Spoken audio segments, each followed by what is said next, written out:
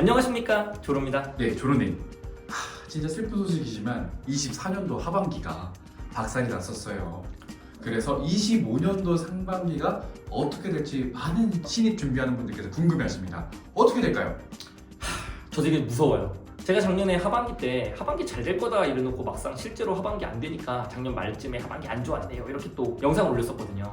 가지고 지금 이 상반기를 어떻게 말하느냐에 따라서 뭐 다른 사람처럼 뭐 막 이렇게 좋고 이렇게 나빠가지고 뭐 잘 모르겠습니다 이렇게 끝낼 수는 없으니까 저는 명확하게 답을 좀 내리려고 하는 편이니까 이거를 어떻게 답을 내려야 할지 지금도 고민인데 한번 차근차근 그 배드 시그널과 굿 시그널을 정리를 하면서 좀 논리적으로 한번 풀어가 보도록 하겠습니다.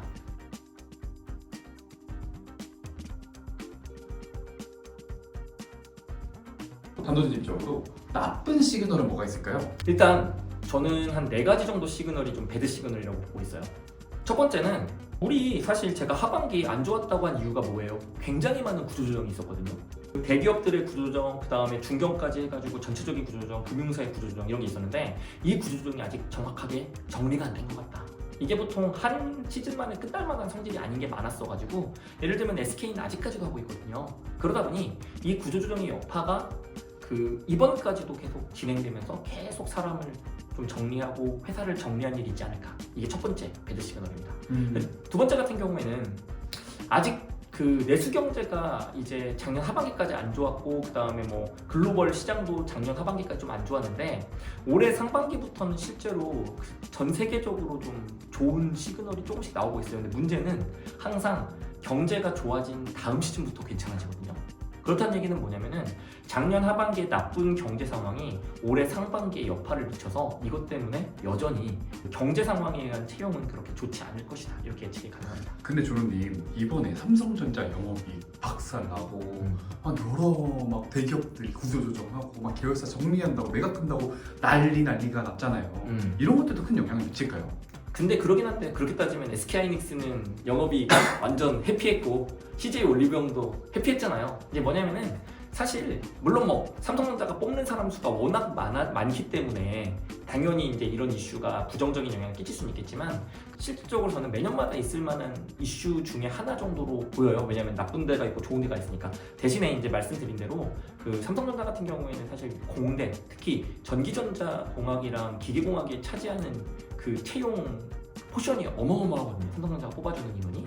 이것 때문에 그 분들은 좀 많이 힘든데 솔직히 문과 뭐 뽑기 해봤자 뭐 몇십 명 뽑는 건데 문과는 큰 의미 없고 나머지 공대들도 그렇게 큰 의미는 없는 것 같아요. 그래서 이제 이거는 말씀하신 대로 각각 회사의 개별 이슈가 문제도 있을 수 있겠지만 그래도 전체적으로 좀 이렇게 퉁치고 가는 느낌이다. 그거에 대한 것도 있긴 있지만 이 정도 심하진 않은 것 같습니다. 그럼 여기서 방금 좀 자연스럽게 또 질문이 생기는데 어쨌든 공대 계열의 좀 대기업들은 안 좋았지만 실제로 문과 계열의 유통사 계열의 대기업들 있잖아요. 맞아요. 이게 세 번째 배드 시그널인데 일단 사실 롯데랑 신세계 작년 하반기도 힘들었고 올해까지 힘들 것 같아요. 뭐 예를 들면 롯데 같은 경우에는 계열사 이슈도 있어가지고 거기다가 막 뭐 구조조정 얘기도 나오고 막 돈도 모아주고 있는 얘기가 있어가지고 막 힘겹고 사람 막 뽑을 수 있는 그런 상황이 좀 아니죠. 거기다가 롯데 하이마트 또 적자 나가지고 구조조정 한 해만에 이러고 있고 신세계 같은 경우는 또 이마트 점포 축소 이슈가 계속 있잖아요. 그 다음에 이번에 또 이마트랑 신세계랑 갈라진 다음에 이제 계열에 대한 그런 게 완전히 분리가 돼가고 있는 분위기이기도 해서 이마트 쪽이 상당히 많이 뽑아줬거든요. 근데 이런 것도 좀 올해는 좀 힘들지 않을까 이렇게 생각이 들어서 사실 문과 채용에는 사실 큰 영향을 끼쳐요. 유통업계, 오프라인 유통업계가 좀 하락하고 있다는 거. 이게 이제 세 번째 이슈고 네 번째 배드 시그널이라고 치면은 실제로 경청이라든지 아니면 리멤버 채용 보고서 같은 데 이제 인사팀을 대상으로 한 설문에서 확실하게 올해 화두는 조직 슬림하다. 그래가지고 사람을 늘리진 않는 상태에서 조직과 인원을 축소하는 게 이제 이슈다라고 할 정도로 채용에 대한 문 자체가 이제 회사 자체에서 좀 줄이려고 하는 또는 멈추려고 하는 이슈가 있다는 게 사실 이제 네 번째 배드 시그널이에요. 이거 같은 경우에 사실 막상 해가 돼가지고 열어보면은 다른 양상이 좀 번지긴 하는데 그만큼 좀 긴축 경영이라든지 아니면 인재를 뽑는 이런 사람을 뽑는 이런 마인드 자체가 약간 올해가 작년에 이어져가지고 좀 축소되고 있는 상황이라는 게 실제로 좀 나쁜 상황인 것 같습니다. 네 가지가 이렇게 나빠요. 지금까지 좀 나쁜 시그널만 얘기를 해주셨는데 그럼 긍정 시그널도 있을까요? 당연히 있죠. 빨리 듣고 싶습니다. 네, 일단 첫 번째 긍정 시그널은 이거는 제가 진짜 근거는 없어요. 근데 제가 여기까지 경험해본 바로는 나쁜 시즌 뒤는 무조건 괜찮았어요. 이게 왜 그러냐면 당연히 그 전에 안 뽑았던 사람들, 그다음에 축소해가지고 못 뽑았던 사람들을 당연히 그 티오 자체는 붕 떠 있거든요. 필요하단 말이야 그 사람들은. 그러다 보니까 다음 시즌에 무조건 그 티오를 채우려는 게 있어가지고 그 하반기가 안 좋으면 당연히 상반기가 좋았고 상반기가 너무 안 좋으면 하반기가 당연히 너무 좋았거든요. 이런 식의 그 전 하반기가 안 좋아서 좀 이번 시즌이 좋지 않을까 하는 기대감이 있고요. 핑퐁이 좀 있을 거야. 그 다음에 이제 두 번째 시그널 같은 경우에는 이거는 이제 제가 재미있는 얘기를 할 건데 저는 항상 채용 시장에 있어서 제일 큰 이슈 메이커는 그 대통령 대선이라고 보고 있거든요. 원래 그 대선 직후 하반기가 모든 시즌 중에 제일 좋아요. 왜냐하면은 당연히 대통령이 되고 나면은 이제 대기업이든 대기업 총수들이라든지 아니면 중견기업 사람들 모아가지고 막 뭐 예를 들면 문재인 때는 이렇게 막 뭐 그 수제 맥주 마시고 막 그 다음에 이번에 이제 또 와가지고 그 이번 대통령 윤통 때도 막 소주 마시고 하는 일들을 하면서 그때 이제 진상품으로 투자 몇백조 약속 이런 걸 들고 온단 말이에요 대기업 총수들이.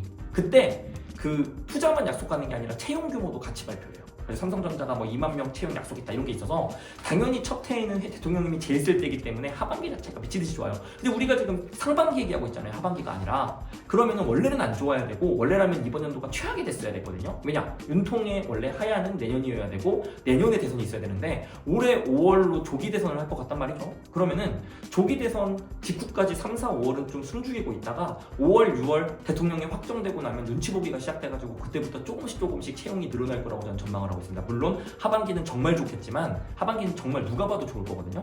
근데 상반기에도 상반기 중간 기점 이후로 괜찮아질 거라고 저는 생각을 하고 있어서 나쁘지 않지 않나.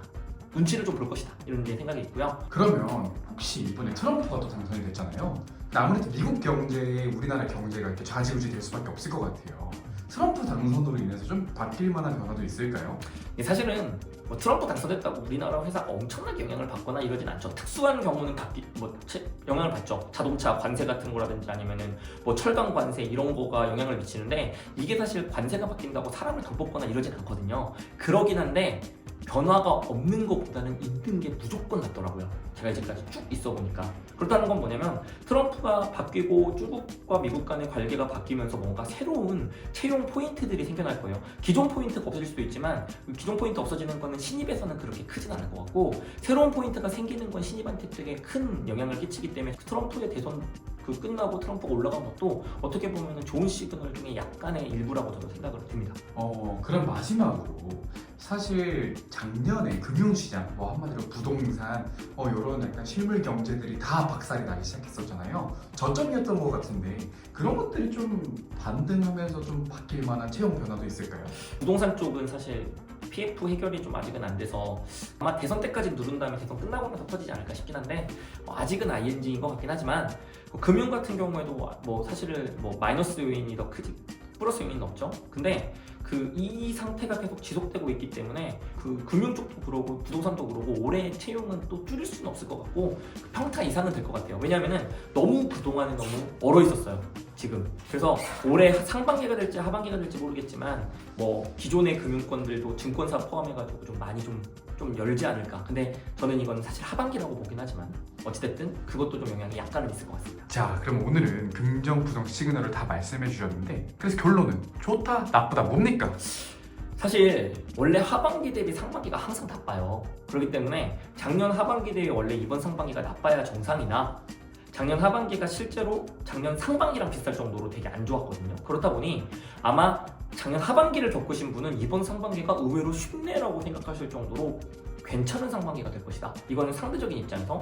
다만 올해 하반기가 진짜 어마어마하게 좋을 걸로 저는 예상하고 있기 때문에 올해 하반기 대비하면 그냥 상반기는 평타 상반기다. 즉 작년 하반기 이꼬로 이번 상반기, 이번 하반기는 엄청나게 좋았기 때문에 하반기 좋은 것을 전초전으로 생각해도 될 정도로 나쁘지 않은 상반기가 될 것 같다는 생각이 듭니다. 자, 지금 취준생들은 어렵네. 조기 대선을 기원하면서 영상 마무리하도록 하겠습니다. 감사합니다. 아주 어렵지만 힘내십시오. 그래도 나쁘지 않은 상반기일 것 같습니다.